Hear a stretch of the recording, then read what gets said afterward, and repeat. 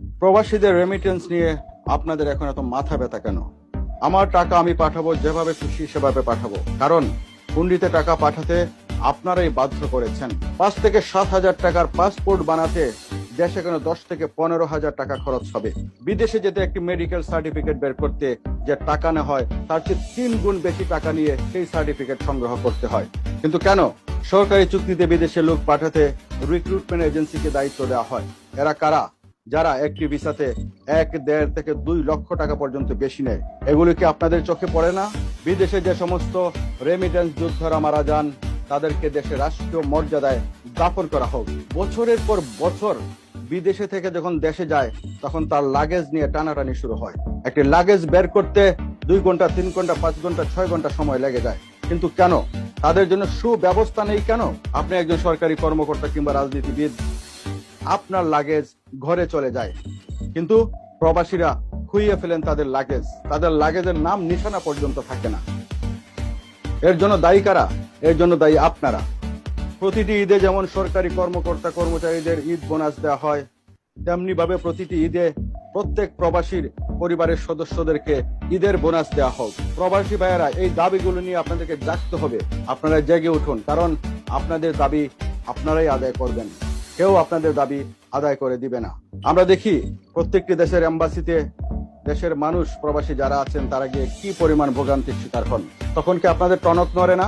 এখন বলছেন প্রবাসীরা হুন্ডির মাধ্যমে টাকা না পাঠিয়ে ব্যাংকের মাধ্যমে পাঠাবে। এটাই তো নিয়ম। কিন্তু এই পথ আপনারা সৃষ্টি করেছেন, কারণ প্রবাসীরা পদে পদে ঠকেছে।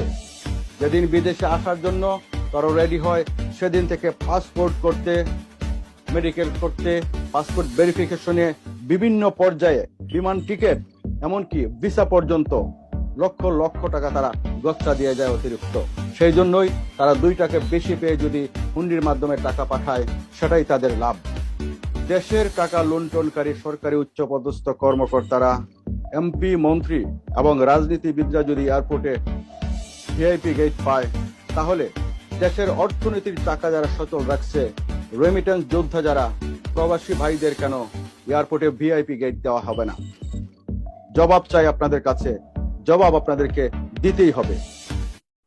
সুপ্রিয় দর্শক, স্বাগত জানাচ্ছি আজকের ভিডিওতে। আজকে কথা বলবো প্রবাসী ভাইদের নিয়ে, কারণ আমি নিজেও একজন প্রবাসী। এখন প্রবাসীদের খুব মনে পড়ছে সরকারের। প্রথমেই প্রশ্ন, স্বাধীনতার এত বছর পেরিয়ে গেল, কিন্তু কোন সরকারই প্রবাসীদের জন্য কিছুই করেনি। কি করেছে প্রবাসীদের জন্য সরকার? সর্বসাকুল্যে একটি উপাধি পেয়েছেন প্রবাসীরা, যে উপাধির নাম রেমিটেন্স যোদ্ধা। আমি বলবো, এই রেমিটেন্স যোদ্ধা নামক যে বাক্য, এই বাক্য দিয়ে প্রবাসীরা কি ধুয়ে পানি খাবে? আজ পর্যন্ত প্রবাসীদের কি রাষ্ট্রীয়ভাবে কোনো মর্যাদা দেয়া হয়েছে? দেয়া হয়নি। মরার পরেও না, জীবিত থাকতেও না। বরং প্রবাসীদেরকে তুচ্ছ তাচ্ছিল্য করা হয়েছে বিভিন্ন সময়ে রাষ্ট্রের উচ্চ পদস্থ লোকদের দ্বারা। আপনাদের মনে নেই? সাধারণ জনগণ মনে আছে, আমরা মনে রেখেছি। প্রবাসীরা হুন্ডিতে টাকা পাঠায় কেন, এখন এমন প্রশ্ন এসেছে। সাজেশন করা হয়েছে হুন্ডিতে টাকা না পাঠিয়ে ব্যাংকের মাধ্যমে পাঠানোর জন্য। আসলে সেটাই তো সিস্টেম। ব্যাংকের মাধ্যমে পাঠালেই তো আমাদের জন্য ভালো, আমাদের দেশের জন্য ভালো, দেশের অর্থনীতির চাকার জন্য ভালো। কিন্তু প্রশ্ন আমার, যখন পাসপোর্ট করেছিল এই প্রবাসী, তখন হয়রানির শিকার হয়েছিল।